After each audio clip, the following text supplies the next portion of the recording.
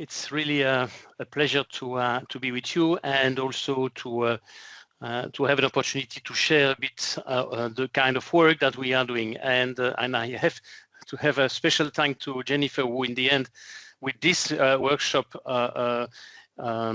triggered me to gather, to consolidate all the work and all the knowledge that we have on EHDS into one slide deck, so that now I have something that I will be able to share. So far, it was really dispersed in a lot of different pieces of activities. So it's a great opportunity. Thank you for this.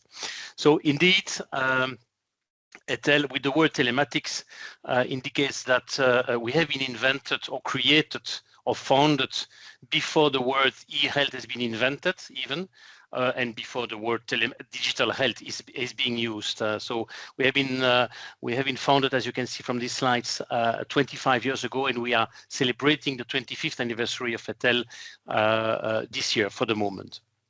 So we'll be very delighted to report and to explain a bit what we do, having in mind that our focus with respect to European health data space is on the primary use of data. There's a lot of work and there's a lot going on secondary use of data, and we leave that to some colleagues, associations, and I would be happy to refer you to them if this is of interest to you. But for the moment, I will concentrate on the primary use of data. Now, just starting with some slides, not much, but some slides to present what EHTEL is about. What is really important is that, first of all, we are a collaboration platform based in Brussels, indeed, part of the European bubble.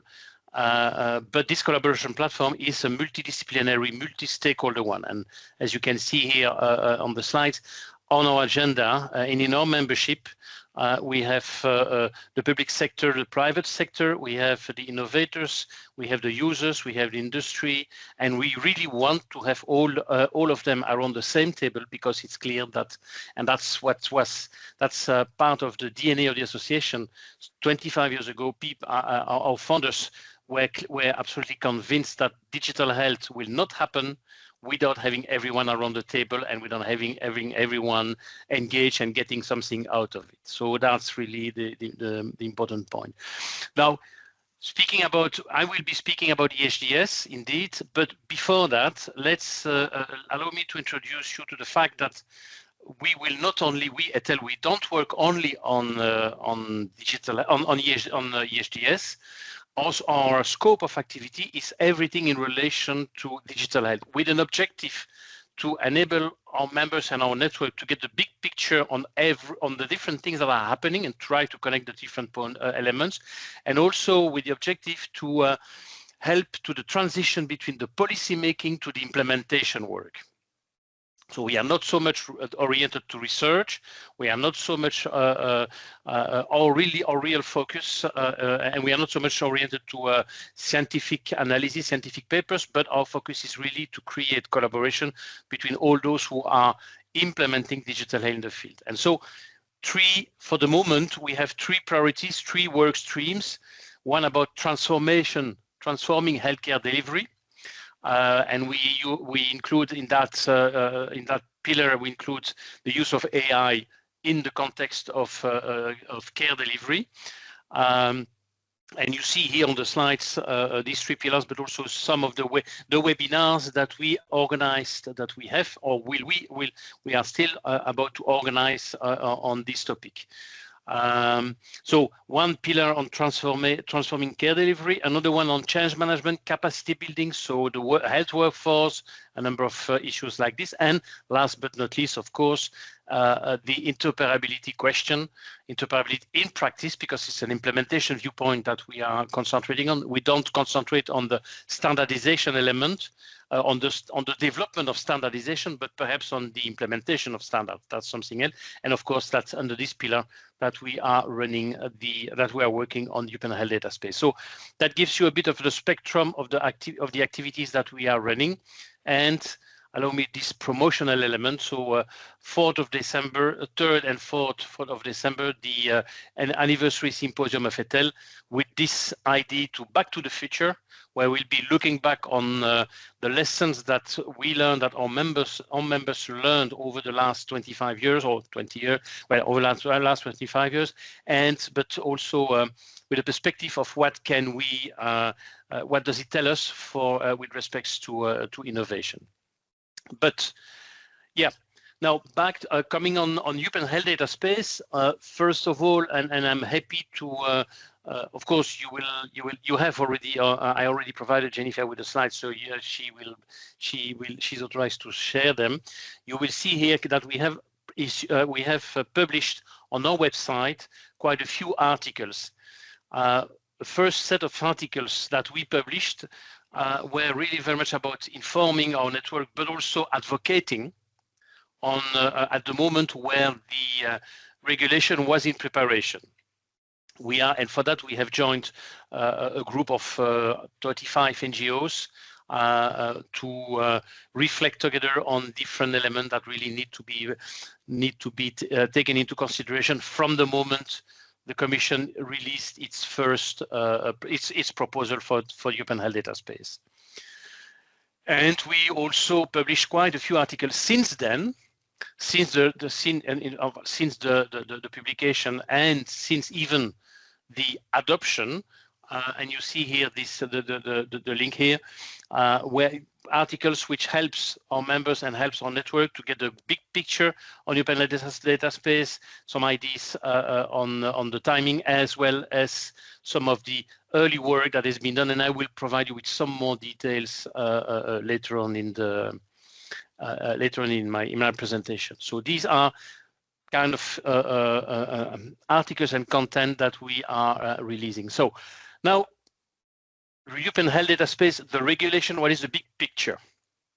As you know, if you are familiar with the legislative process of the European Union, the Commission released a proposal in May 22.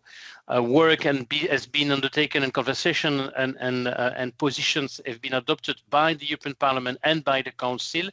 And in March, March this year, I think it's March, the three entities, so the Commission, the Council, and the Parliament, came to a consensus, came to a compromise on the regulation. It was in April probably. This regulation now is not yet published, so it's not yet official, but we all have the text, and I'm happy to share the text that has been circulated. The text is for the moment being cleaned up. It will also be translated in all the languages of the European Union, and it is expected that it will be published in the official journal somewhere in December, with an entry into force in 20 days after, so somewhere in January 25. So that's in terms of the timeline on the regulation itself. Now, apart from that, and that's what this slide is showing, that has been prepared by the European Commission, by DG Santé. We have here the line of the entry into force of the regulation, so somewhere January 25. Then we will have something about 2 years of preparation, and then let's say entry into force on the first measures in somewhere in the beginning of 27, and that's really important. So short time frame. Now there's a lot of noise. There's a lot of comments saying that it's not realistic, in particular for all these elements here. It's not realistic, but that's another question. So, but this is what is in the text of the regulation. So that means what? That means that EHR systems, those from the national competence centers, those from the hospitals, will need to implement the interoperability module and the logging module that are being today specified. We'll have to implement them and to make them and to go live with them in somewhere in, as you can see here, in the beginning before the spring 2029. Short time frame indeed, but that would be, as you can see here, that would be for 3 main data sets: the patient summary, the electronic prescription, and the electronic dispensation. And then there is a second group of data sets that are being defined: medical imaging, medical test results, and discharge report that would then be included into this interoperability module a bit later, so somewhere in 2031. The same, of course, in parallel to this implementation of the interoperability module and the logging module, there is a need to put in place, and member states will have to put in place their certification systems. Now you can tell me going live at the same time as the certification system seems a bit odd. That's kind of implementation details that will have to be worked out in the future. And in parallel to at the same time, parallel to that, the mechanism and the systems to put in place for allowing the secondary use of health data would be also deployed. So this is the overall timeline as it stands in the regulation. And here you see that some words about research and about including the third countries to have access to research data. That's something for planned for 2037. So it's not, that will take some more time. But third countries implies our friends from the UK, of course, and some others, and Israel, of course, but that's obvious, yes. So, having said that, what is interesting to also keep in mind and to be aware of is all the work. The EHDS does not come out of the blue. So to make it blunt, I would say that the first concrete projects that really have served as foundation for the EHDS is EPSOS here. And here you see 4 other projects: EPSOS, Expand, JSON, and eHealth Action. These are projects which concentrated on cross-border exchange of data, but they created the foundation for all this work. And in particular, EPSOS has been the first one. At the occasion of EPSOS, we created, and the member states created, the first data set, the international patient summary and the e-prescription data sets. That comes from that point, from that moment. So that's, we are here with EPSOS, we are here somewhere in, EHTEL was an observer of EPSOS, and we have even been part of EPSOS, of the preparation of EPSOS, so somewhere 20 years ago. Since then, there has been a number of other projects, and I will not detail them too much, but simply eHealth, ExpandEH, which is a project that's still working on today, still active, but will come to an end by the end of the year, if I'm not mistaken. And XShare, which has started this year and which will last for 2 more years, where we as EHTEL, we are part of. These are projects that are going on and that are used to work, to experiment, to innovate, to experiment with respect to the open health data space. Now, that's the first layer of activity. Then there is a second layer of activity, which is the how all the work of this project has been or is being formalized. And we had the eHealth network created in 2018 by the Directive of Cross-Border Patient Care. And that eHealth network is a network of member states, voluntary network, and that's really the very first formal, so legally founded committee of member states working on digital health, at that time on eHealth. That has been the beginning, and this eHealth network has been worked intensively, taking on board the results of these projects to formalize them as part of the to create the foundation, the formal foundation of the European Health Data Space. The eHealth network has also been very, very, very active at the time of the COVID in working out the COVID certificate and all these infrastructures. So it has an history of collaboration that is really significant.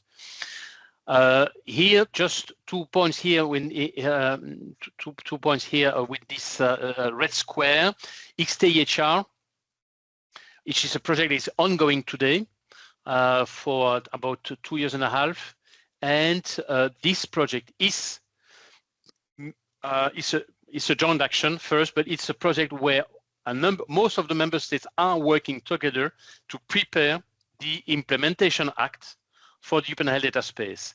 So to prepare the specifications, the concrete specifications that will then be adopted by the EHDS board to become formally the secondary piece of legislation for implementing the European Health Data Space. So this project is for the moment working on, and in fact is filling in the gap between these two arrows to propose to elaborate the specifications. Yes, let's say not to be too long. This slide just to explain, but I leave you digging into it. But to explain a bit the mechanism of preparing the specifications and making them adopted. Now, what is in the core of the European Health Data Space? In the core, what do we have? We have the European EHR exchange format. What is this format? You have here definition, the formal definition, structured format, commonly used and machine readable data to allow transmission of personal electronic health data. So what is really important here is structured machine readable format. So it's not PDF.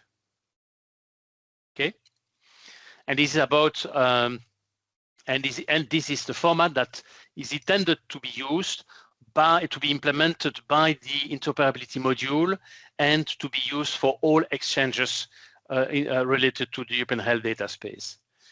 What I would like here to show or to a bit more detail is a bit a technical side, and I'm not an engineer, so I will not go into the details. And you are not engineers either, or not all of you.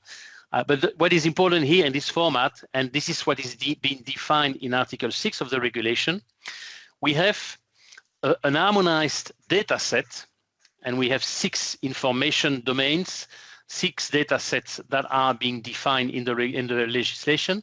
So an harmonized data set with a logical model, so to create the relationship between the different components. So we will have, in the end, we will have a formal model of data.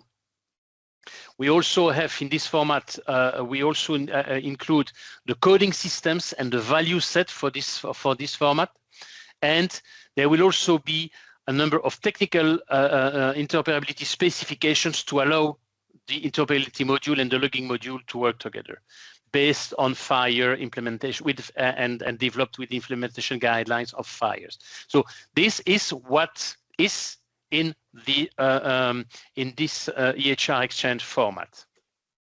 And an important element, a concept that I recommend you just to keep in mind, what is called the X bundle, which is a concept that is being created by the EXPAND-DH project, so the one that started a few years ago and it is about to come to an end.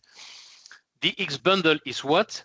It intends to include not only the format and all the components of the format that I just mentioned, but also a number of testing data, a number of tools for implementing the format, including testing services, sandbox, sample data, as I mentioned, and some supporting materials, even educational material and instruments, tools for maturity self-assessment.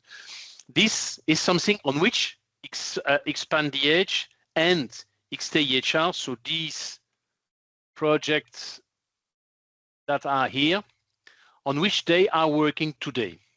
Okay, and they will be, why it is important to keep them in mind is that they will be made available to all implementers via what is something that is via an entity that is in creation for the moment.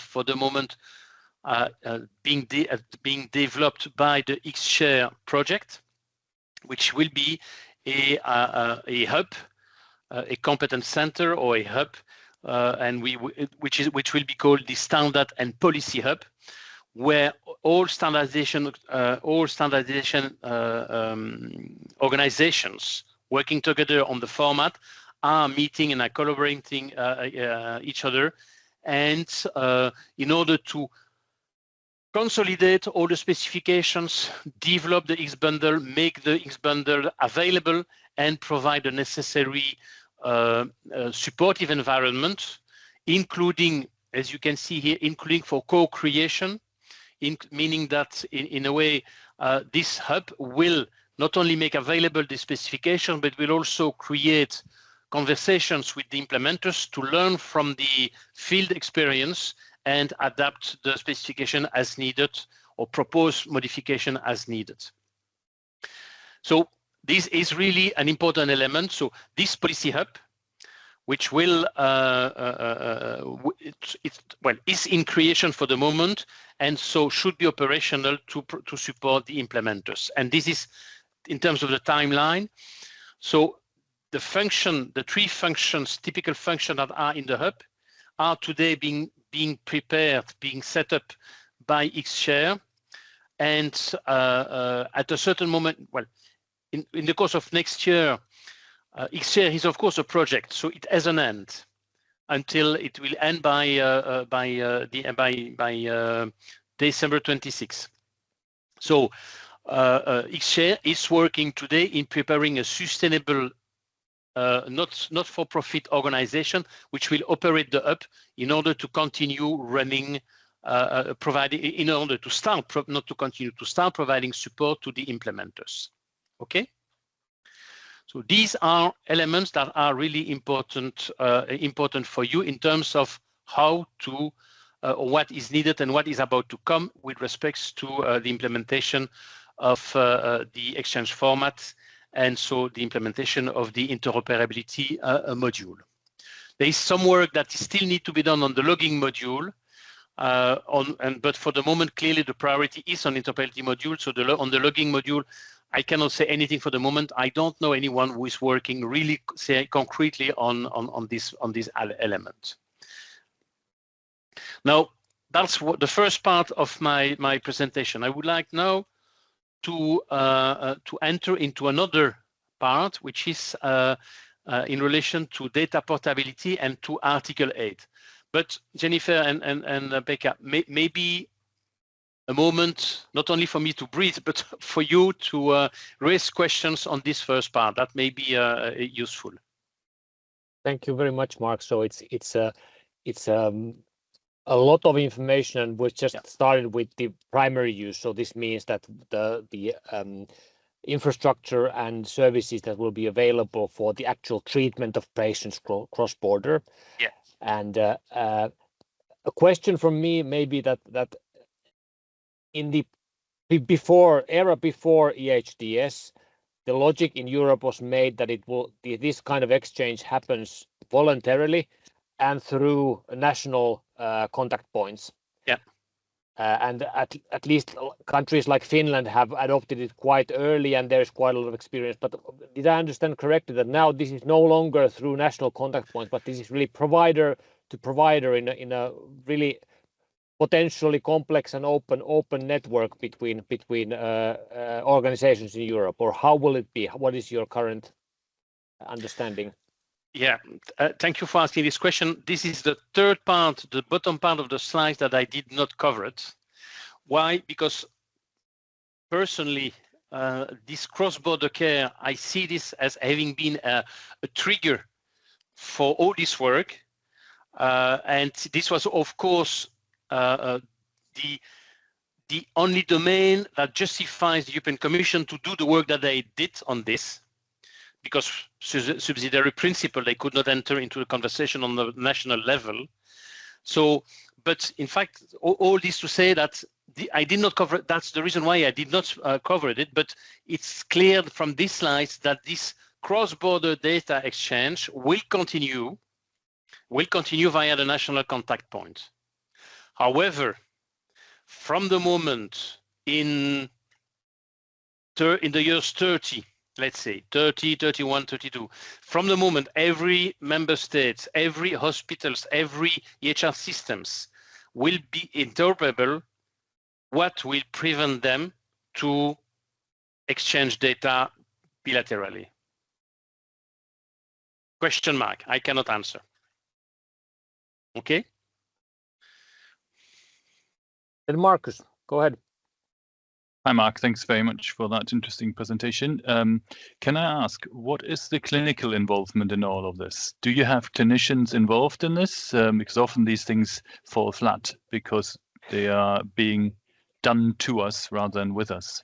Yeah, well, and yeah, in fact, they are, in the sense that clinicians have been involved in the definition of the data sets, for instance. So they have always been present.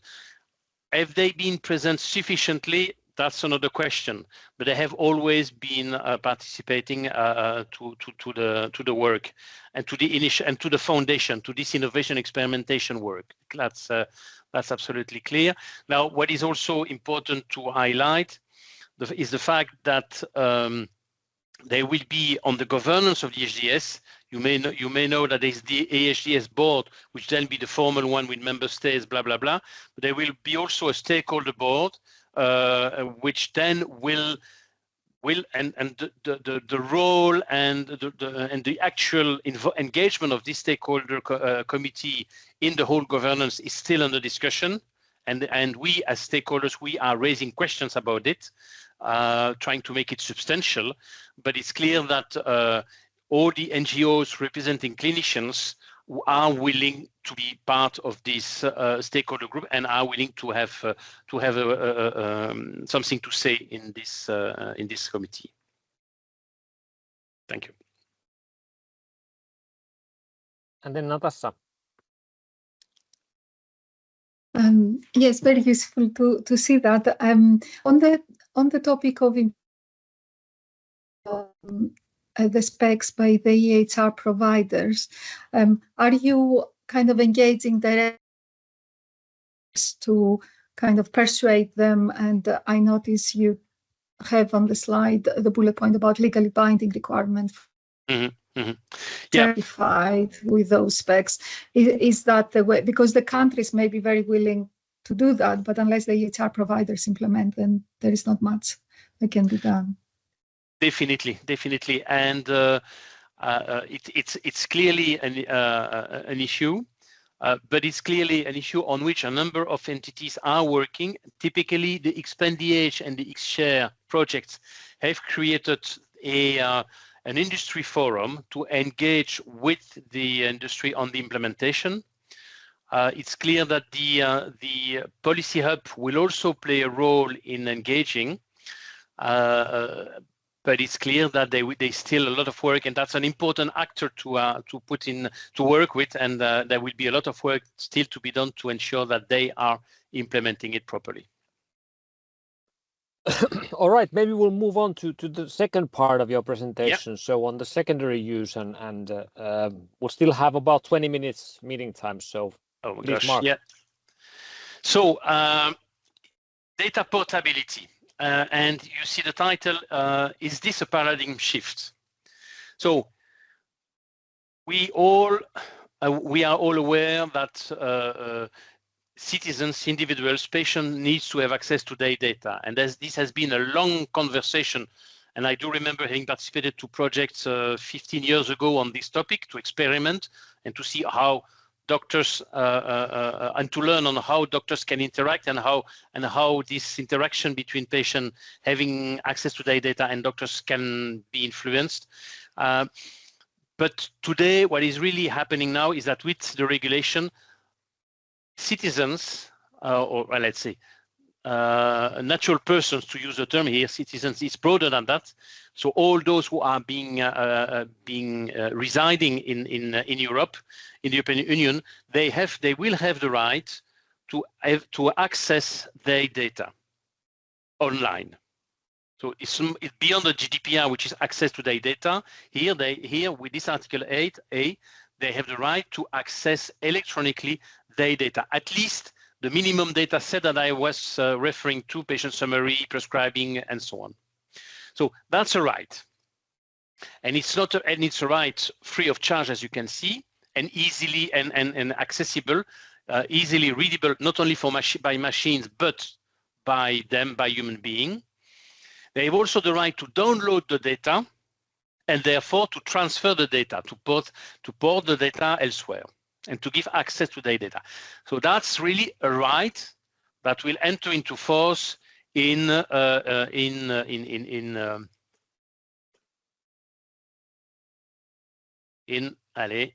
well, no, too far, and that will enter into force in 27. Although in practice, that will be later probably. Now, where does it come from? You may have heard, you may be aware that some years ago, meaning in 21, so just at the end of when we were going out of the COVID, that the European Commission set as a policy objective the objective to ensure that all people, all citizens, all individuals working and living in Europe will have access to their medical record. 100% make access to their medical record. That was a political objective set by the Commission, not by the member states, but by the Commission. And of course, the Commission put in place cooperation mechanism to achieve these objectives. So,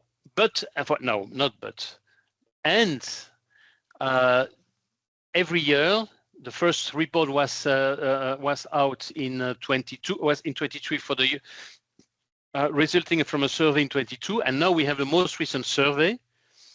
Where are we? Where are member states? Where are they in this question? It's a self-declaration survey, yeah. So, but in fact, we can. It's impressive to see that 79%, using the indicator mechanism that has been developed, 79. So in average, EU member states are up to this objective, up to 79%. And here, Belgium is already fully compliant with this objective. All citizens in Belgium have access to their data, at least in theory. I would say that when I'm going to my portal, I have access to all my lab results. I have access to my discharge letter, and I'm a patient since 2 years, and so I can that's real life. And normally I have access to my patient summary. Now the trouble here is that my patient summary is empty. So meaning that there is nobody, no doctor, no clinicians who is entering data in a structured way in my patient summary. But I have access to all my data. But that's the reality. That's the reality of the field. But having said that, it's impressive still to see that how many countries, and Spain is above average with 85%. So how many countries are already very far, and we are only, these are the figures related to 23, and so there's still 7 years to go. So there's really a movement in Europe on this topic. So in a way, what the EHDS regulation is doing is formalizing this as a right. It's not only simply the willingness, but it's a right. But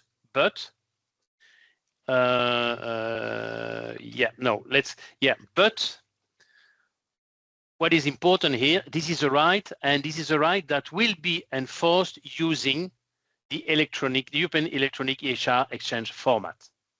That's the new element, which of course is not reflected in that survey here.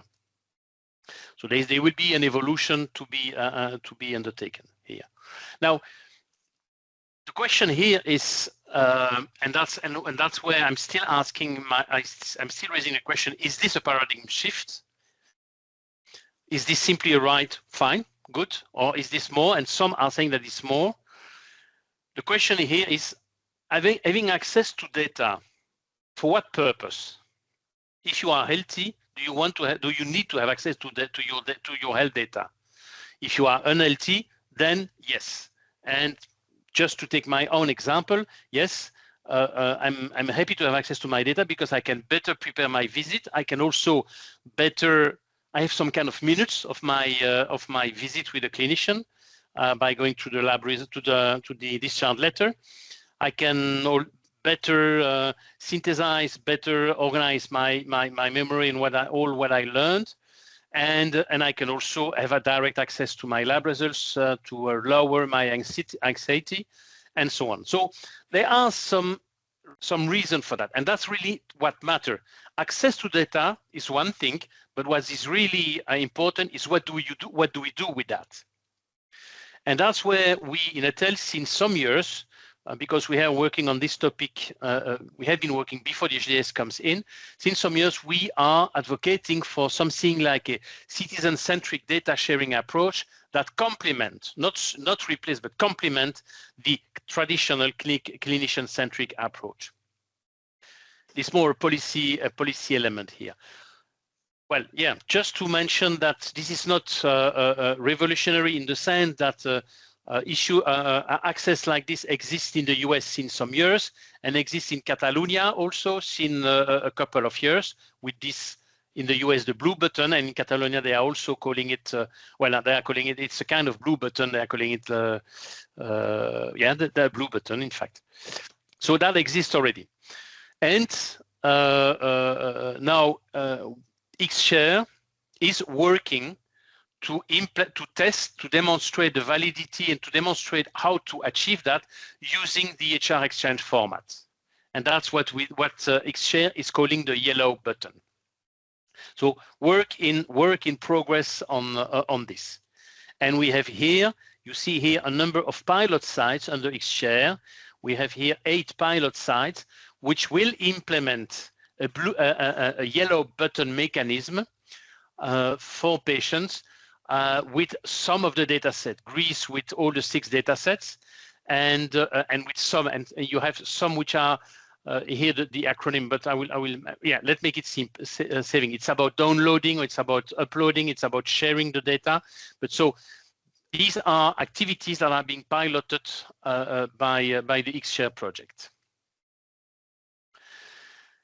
And but in fact, these activities are very much concentrating on portals. On portals. But in fact, portals is one thing. But is this really allowing enabling people to have full control of their data?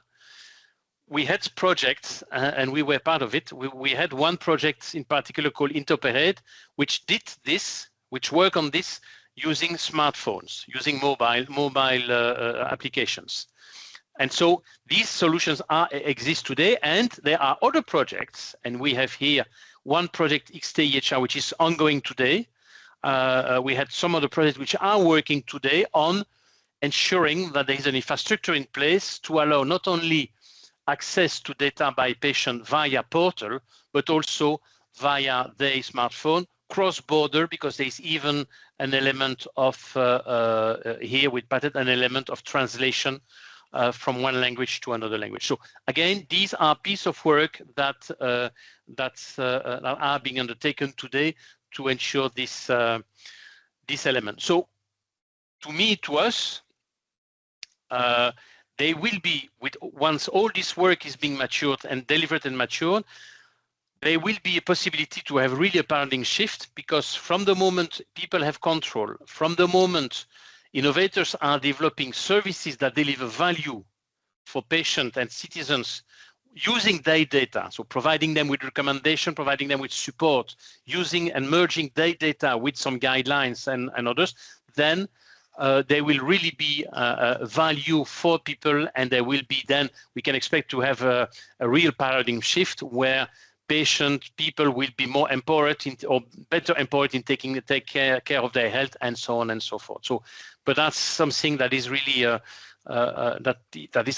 we believe is about to emerge. And then I will finish with this. This is my last slide. Yes, indeed, it's my last slide. So what I've done now is provided you with a picture of the different elements that are going on in and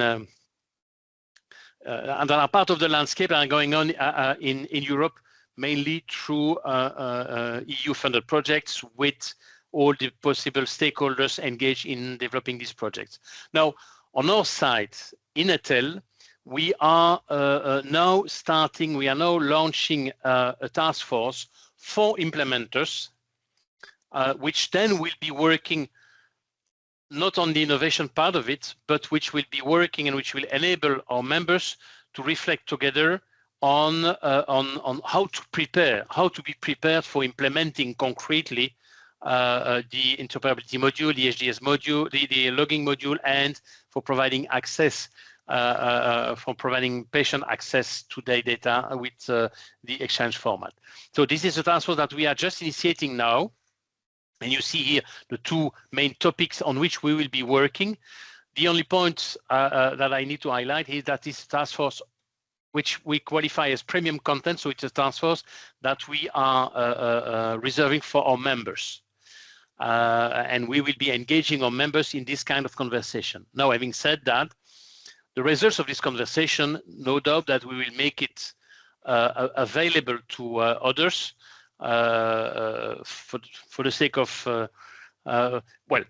available to others, and in particular available also to the policymakers and to those who are working in the EHDS board and so on, to all those who are working in defining the specifications and in managing the European health data space. So that will of course be content that we will make publicly available once developed. Voilà, that's all in all what we are working on in EHTEL, and what we are working on with a number of other member states, and other organizations, standardization organization, and so on and so forth.